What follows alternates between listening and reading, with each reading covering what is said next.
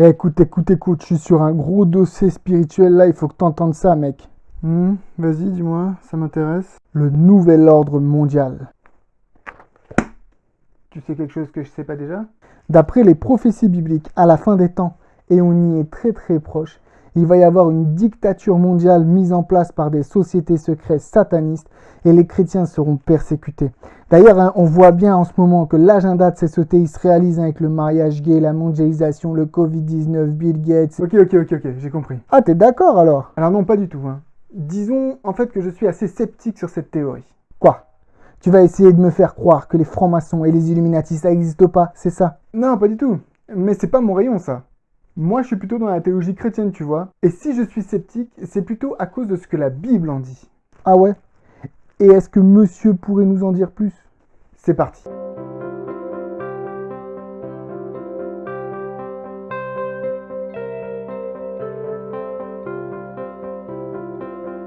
Alors pour répondre à ta question, je vais découper cette vidéo en 3 parties. Tout d'abord, on va regarder si la Bible parle bien d'une persécution qui doit venir à la fin contre le peuple de Dieu. Attention, gros spoiler, la réponse est oui. Ensuite, pour moi, il y a 2 notions à aborder séparément dans cette théorie du nouvel ordre mondial. La notion de gouvernement mondial d'une part, et celle de persécution par des satanistes d'autre part. Vas-y, explique-toi. Si je comprends bien la théorie telle qu'on la résume couramment, il doit y avoir un gouvernement mondial qui va diriger le monde jusqu'au retour de Jésus. Ce gouvernement sera composé de satanistes pratiquants. Aujourd'hui, ils opèrent en secret, mais plus tard, ils agiront en pleine lumière, mais il sera trop tard, parce que la persécution de ces satanistes contre les chrétiens sera devenue féroce. C'est bien résumé, non? Ouais, mais il faudrait ajouter que ces gouvernements, il va se mettre en place avec des bonnes intentions au début. On se rend pas compte tout de suite de ce qu'ils font en fait. Ok, donc, pour valider cette thèse, il faut trouver dans la Bible 2 choses. Premièrement, la description d'une puissance qui, à la fin, règne seule. Et deuxièmement, que cette puissance n'est pas chrétienne. Ok, ça me va comme démarche. Donc tout d'abord, on va voir s'il y a bien une persécution. Ensuite, s'il y a un gouvernement mondial unique. Puis si ce gouvernement est sataniste. Je suis tout oui. Ok, alors on commence par la persécution. Ça va aller vite. Oui, dès la fin des temps, il y aura une persécution contre le peuple de Dieu. Bon, d'ailleurs, la persécution, c'est un peu dans l'ADN du chrétien normalement. Jésus, il a dit... Le serviteur n'est pas plus grand que son maître. S'ils m'ont persécuté, ils vous persécuteront aussi. Jean, chapitre 15, verset 20. Et Paul ajoute, tous ceux qui veulent vivre pieusement en Jésus-Christ seront persécutés. 2 Timothée, chapitre 3, le verset 12. Donc la persécution, c'est un peu le fil rouge du parcours du chrétien. Par contre, il y a bien une notion de persécution particulière à la fin. Tout d'abord, Jésus lui-même dira, quand on vous persécutera dans cette ville, fuyez dans l'autre. Car en vérité, je vous le dis, vous n'aurez pas achevé de parcourir les villes d'Israël que le Fils de l'homme ne soit venu. On parle du retour de Jésus ici. Matthieu, chapitre 10, verset 23. Et l'Apocalypse est encore plus claire quand elle dit « Elle fit que tous ceux qui n'adoraient pas l'image de la bête fussent tués. » Apocalypse, chapitre 13, verset 15. Je ne rentre pas dans les détails de ce dernier verset, mais on nous parle ici d'une bête, donc d'une entité physique ou morale, qui fera que ceux qui ne lui obéissent pas sur un point, l'adoration de son image, soit tué. Et on est bien dans le contexte de la fin des temps ici, dans l'Apocalypse 13, il n'y a pas de doute. Enfin, sauf pour les prétéristes. Tu veux savoir c'est quoi un prétériste? Alors regarde cette vidéo, je donne quelques clés pour interpréter la prophétie. Alors ici j'ai pris quelques textes évidents, mais on pourrait reprendre tout Apocalypse 12 à 14 en détail, ainsi que Daniel chapitre 7, ou encore Luc 21 à partir du verset 22, pour compléter cette étude.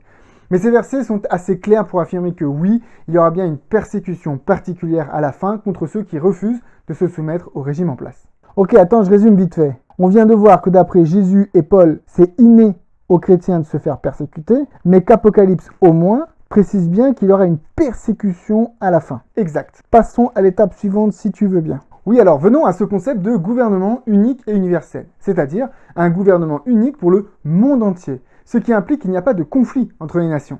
Si la prophétie valide ce concept, on ne devrait pas trouver de grands ennemis qui s'affrontent sur la scène internationale dans les prophéties de la Bible de la fin des temps. On pourrait imaginer un gouvernement qui réunit un maximum de nations, même si ce n'est pas toutes les nations. Tu veux dire une sorte de gouvernement semi-mondial ou quasi-mondial? Ouais, t'as raison. Un gouvernement mondial, c'est un gouvernement mondial, j'accepte. Et alors la prophétie, elle valide ça, non? Eh ben non, justement. Parmi tous les passages qui parlent de la fin des temps ou du retour de Jésus, il y a de nombreuses allusions à des conflits entre les nations.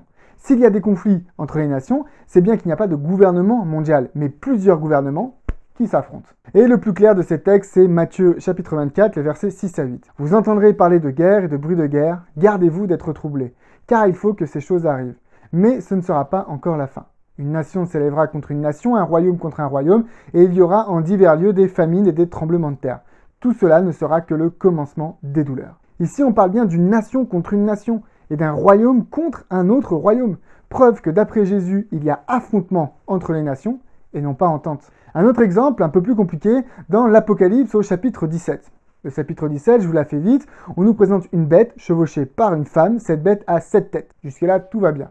Et on nous dit que ces 7 têtes sont 7 rois ou 7 royaumes. Avec cela, on nous parle de 10 cornes ou de 10 rois, qui sont là aussi 10 royaumes potentiels. Ces 10 cornes rappellent d'ailleurs fortement les 10 cornes de Daniel 7, mais c'est un autre sujet. Le chapitre se termine par ces deux versets, 16 et 17. Les 10 cornes que tu as vues et la bête haïront la prostituée, la dépouilleront et la mettront à nu, mangeront ses chairs et la consumeront par le feu. Car Dieu a mis dans leur cœur d'exécuter son dessein et d'exécuter un même dessein, et de donner leur royauté à la bête, jusqu'à ce que les paroles de Dieu soient accomplies. Ah bah, gouvernement mondial. Les cornes donnent leur pouvoir à la bête. Et du coup, c'est la seule qui reste, non? Oui, mais qui est cette bête? Elle a 7 têtes, elle est rouge, elle est pleine de blasphème. Ça te rappelle rien? Là, tout de suite, là, non. Apocalypse 12. Dans Apocalypse 12, on nous parle d'un dragon avec 7 têtes, tout rouge et plein de blasphème. C'est la même bête. Et Apocalypse 12, verset 9, nous donne l'identité très précise de cette bête. On nous dit que c'est le grand dragon, le serpent ancien, appelé le diable et Satan. Donc oui, à la fin, Satan régnera seul. Mais là, on parle de la venue de l'Antichrist. Il n'y a plus d'intermédiaire entre Satan et les hommes. Ici, on ne nous dit pas qu'il va y avoir un gouvernement satanique. On nous dit qu'il va y avoir Satan. Ce n'est pas pareil. Un gouvernement, c'est plusieurs personnes qui vont en servir pour le peuple. Alors qu'ici, il n'y a qu'une seule personne, Satan, qui va régner seul. Et juste avant cela, on nous dit quoi? Eh bien qu'il y a 10 rois. Ce sont donc 10 gouvernements distincts, séparés. Certes, ils vont se mettre d'accord sur la fin, mais ils sont bien séparés. Si on va dans le livre de Daniel maintenant, on a un autre exemple dans Daniel chapitre 2. Daniel 2, on a cette petite pierre qui vient frapper les pieds de la statue. Dans Daniel chapitre 2, on comprend que de la tête jusqu'aux pieds, c'est une succession de royaumes. Et le dernier de ces royaumes correspond à la période qui verra le retour de Jésus, cette petite pierre qui vient frapper le royaume. Or, on nous dit que ces pieds, ils sont en partie de fer et en partie d'argile. Pourquoi cela? Verset 43 nous donne la réponse. Tu as vu le fer mêlé avec l'argile parce qu'ils se mêleront par des alliances humaines. Mais ils ne seront pas unis l'un à l'autre, de même que le fer ne s'allie pas avec l'argile. C'est assez clair, non? Sur la fin, au moment du retour de Jésus, les gouvernements feront des alliances, mais ils ne seront pas unis. Il n'y a pas de gouvernance mondiale dans ces passages. Toujours dans le livre de Daniel, un livre très prophétique, au chapitre 11, cette fois-ci, on nous parle du roi du Nord et du roi du Sud. Aucun de ces deux rois ne nous est décrit dans le texte comme favorable à Dieu ou au peuple de Dieu. Les deux sont décrits comme des puissances ennemies. On a donc dans cette prophétie, du début à la fin, deux puissances qui s'affrontent. Donc pas de gouvernance mondiale, là non plus. En fait, l'image du gouvernement mondial s'appuie régulièrement sur l'image de Babylone. Alors tout d'abord, il faut savoir que Babylone, elle se fait détruire dans Apocalypse 17 par la bête et les 10 cornes. On a parlé de ça juste avant. Donc s'il y a un gouvernement unique, celui de Satan, c'est durant une période où Babylone n'existe plus. Et ensuite, on voit bien que Babylone n'est pas unifiée avec les 10 cornes, puisqu'elles lui font la guerre. Là, encore une fois, pas de gouvernance mondiale. En plus de cela, Babylone vient du terme Babel. Ben oui, Babel, ils étaient unis à Babel. Eh bien non. Si on l'appelle Babel, c'est parce qu'ils se sont séparés. Babel n'est connu que pour la séparation dont il est fait mention lors de cet épisode dans le livre de la Genèse. Babel et Babylone ne sont pas des symboles de ralliement, mais bien de divergence, de séparation, de confusion. Dans la Bible, et particulièrement dans les textes qui parlent de la fin du monde, il est plutôt question de nations distinctes qui se foutent sur la gueule, excusez-moi de l'expression. Mais quand même, s'il y a une persécution à la fin contre les chrétiens, c'est bien parce qu'il y a un gouvernement sataniste qui va attaquer les chrétiens. Là aussi, sur cette théorie d'un gouvernement satanique qui arrivera à la fin, la Bible propose une autre lecture. La Bible parle plutôt d'une persécution religieuse faite par des chrétiens eux-mêmes contre d'autres chrétiens. Mais de quoi tu parles? Dis-moi, les disciples de Jésus, ils ont été persécutés par qui? Eh ben, par les Romains. Ah ben non, les premiers persécuteurs des chrétiens, c'était des Juifs. Or, à cette époque-là, les chrétiens, c'est rien d'autre qu'une secte juive. Ils allaient au temple, ils considéraient qu'ils avaient le même père que les Juifs, Abraham, et ils utilisent l'Ancien Testament pour justifier leur théologie. Regarde, ce sont des Juifs qui ont demandé à des Romains de mettre Jésus sur une croix. Ce sont des Juifs qui ont tenté d'assassiner Paul. Certes, plus tard, quand les Juifs s'étaient pris une bonne raclée par les Romains, ce sont les Romains eux-mêmes qui se sont mis à persécuter les chrétiens. Mais ça a commencé avec les Juifs. Et si tu regardes les prophètes de l'Ancien Testament, qui est-ce qui les a fait tuer? Qui est-ce qui les a persécutés? Qui a persécuté Élie? Qui a emprisonné Jérémie? Qui a fait tuer Zacharie? C'est le peuple d'Israël. C'est le peuple d'Israël apostat qui a persécuté le vrai peuple de Dieu. Et cette image, eh bien, la prophétie la reprend. Regarde, dans Apocalypse 13, la seconde bête, celle qui sort de la terre, elle ressemble à quoi? Un agneau, non? Un agneau! Tu crois vraiment que l'Apocalypse décrirait avec le terme de agneau un gouvernement ouvertement satanique? L'agneau dans l'Apocalypse, c'est Jésus. C'est donc une institution qui se prétend comme Jésus.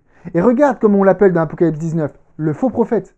Dans l'Ancien Testament, les faux prophètes, c'est pas les prophètes de Baal. Ce sont des prophètes qui prétendent servir l'Éternel, mais qui en fait servent Satan. Dans 2 Thessaloniciens chapitre 2 verset 3, Paul dit que personne ne vous séduise d'aucune manière, car il faut que l'apostasie soit arrivée auparavant et qu'on ait vu paraître l'homme du péché, le fils de la perdition. L'apostasie, dans son sens original, c'est un détachement. On ne parle pas ici des païens et des satanistes, mais bien des chrétiens qui se détachent de la vraie foi. C'est pour cela que Jean dira dans 1 Jean chapitre 2 versets 18 et 19, « Petits enfants, c'est la dernière heure, et comme vous avez appris qu'un antichrist vient, il y a maintenant plusieurs antichrists, et un peu plus loin, ils sont sortis du milieu de nous. » Dans Apocalypse 17, on nous parle d'une femme qui porte le nom d'une ville, Babylone. Mais elle a séduit les rois de la terre. Or, dans Apocalypse 12, puis dans Apocalypse 21, on nous parle aussi d'une femme qui porte aussi le nom d'une ville, Jérusalem. Une femme, c'est le symbole d'une église. Donc, d'après Apocalypse 17, c'est une contrefaçon d'église chrétienne qui va travailler avec le gouvernement pour persécuter le reste de la postérité de l'autre femme. C'est-à-dire ceux qui gardent les commandements de Dieu et le témoignage de Jésus. C'est ce qu'on nous dit dans Apocalypse chapitre 12. Le risque de la persécution dans la Bible ne vient pas de l'extérieur, mais de l'intérieur. Et c'est logique. Ce que Satan recherche, c'est quoi d'après la Bible? S'asseoir sur le trône de Dieu, être à sa place.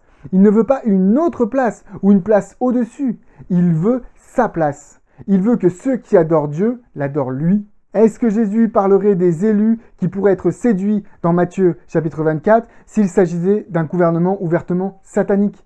Non, c'est parce que c'est un gouvernement chrétien qui va arriver à la fin avec de belles intentions louables que l'on ne verra rien venir.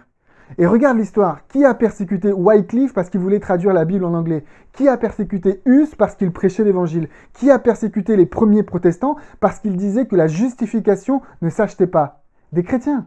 Ce sont des chrétiens qui ont persécuté des chrétiens. 2 Thessaloniciens, Matthieu chapitre 24, Apocalypse 13, le livre des Actes et toute l'histoire d'Israël nous invitent à nous méfier d'une dictature théocratique, soi-disant chrétienne, qui viendra par intolérance persécuter les chrétiens qui refuseront cette autorité. Et c'est là que les paroles de Jésus résonnent encore plus fort. Ils vous excluront des synagogues, et même l'heure vient où quiconque vous fera mourir croira rendre un culte à Dieu. Jean chapitre 16, verset 2. Oh, tu m'impressionnes des fois. Conclusion. La Bible parle bien d'une persécution à la fin des temps qui va toucher les fidèles serviteurs de Jésus-Christ. Par contre, il n'est pas particulièrement indiqué qu'il y aura un gouvernement mondial. Au contraire, on nous décrit systématiquement des nations plurielles, distinctes et parfois en conflit. Et la persécution sera plutôt menée par une église chrétienne apostate qui, par intolérance et poussée par Satan, voudra faire mourir tous ceux qui ne pensent pas comme elle. Mais alors, t'es encore en train de dire que les chrétiens, c'est tous des satanistes à la fin des temps? Alors non, je le répète, les chrétiens se font tromper par Satan. Habillé comme un agneau, il vient faire croire qu'il a des intentions chrétiennes, mais il cherche à détourner les chrétiens de Jésus. Alors que de nombreux fidèles serviteurs de Jésus se sont farouchement opposés à l'union de l'État et de l'Église, voyant ce que cela avait donné pendant la période du Moyen-Âge, je suis aujourd'hui choqué de voir tous ces chrétiens chercher des gouvernants pour christianiser leur pays. Jésus n'avait-il pas dit « Vous savez que les chefs des nations les tyrannisent et que les grands les asservissent ». Voilà, c'est la fin de cette vidéo. J'espère que ça t'a fait réfléchir. N'hésite pas à mettre un pouce bleu et surtout un commentaire. Je tiens juste à préciser rapidement que moi je suis venu à la foi chrétienne suite à la découverte des complots du nouvel ordre mondial. J'ai étudié ce sujet pendant plusieurs années et c'est encore un sujet de recherche important pour moi. Je ne suis pas en train de dire que ces choses n'existent pas, même si honnêtement, sur le net, on trouve de nombreuses versions divergentes et qu'il y a tout un business d'influence autour de cette théorie. Ce que je dis, c'est que la Bible propose une autre lecture des événements de la fin et qu'il faut être prudent de ne pas se faire enfumer sur certains sujets. Si vous le voulez, je peux préparer une vidéo sur l'histoire de la théorie du complot franc-maçon Illuminati et vous découvrez à qui profite le crime. Et pour information, ça concerne une église en particulier, donc c'est un peu de la théologie aussi. Ça se passe dans les commentaires si ça vous intéresse. J'ai plein de vidéos qui vont arriver sur la chaîne, notamment toute une série en podcast sur le thème de est-ce que l'enfer existe vraiment. Donc abonne-toi pour être prévenu dès que les vidéos seront publiées et surtout pense à activer la cloche pour ne rater aucune notification. D'ici là, je vous bénis et n'oubliez pas de vérifier par vous-même.